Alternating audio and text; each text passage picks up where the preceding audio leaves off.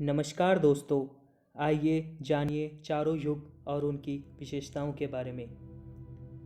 पहले स्थान पर आता है सतयुग।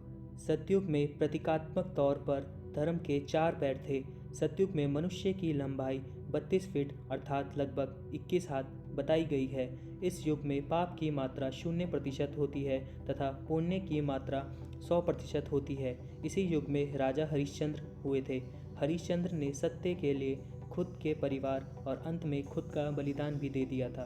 दूसरे स्थान पर आता है त्रेता युग। त्रेता युग में धर्म के 3 पैर थे। इसी युग में मनुष्य की लंबाई 21 फीट अर्थात लगभग 14 हाथ बताई गई है। इस युग में पाप की मात्रा 25% होती है और पुण्य की मात्रा 75% होती है। इस युग में विष्णु का वामन और राम अवतार हुआ था। असुर राज बाली ने 3 पग में धरती दान कर दी, जबकि राक्षस राज रावण से सीता का अपहरण करने के बाद उन्हें छुआ तक नहीं।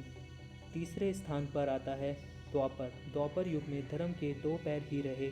इस युग में मनुष्य की लंबाई 11 फीट अर्थात लगभग 7 हाथ बताई गई है।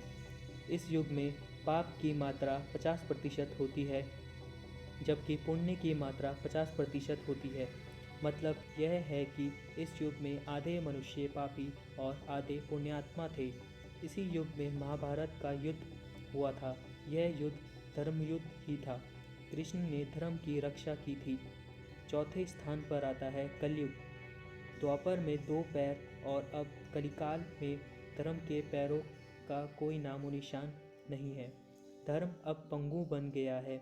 इस युग में मनुष्य की औसतन लंबाई 5 फीट 5 इंच अर्थात लगभग 3.5 हाथ बताई गई है। इस युग में धर्म का सिर्फ 1/4 अंश ही रह जाता है।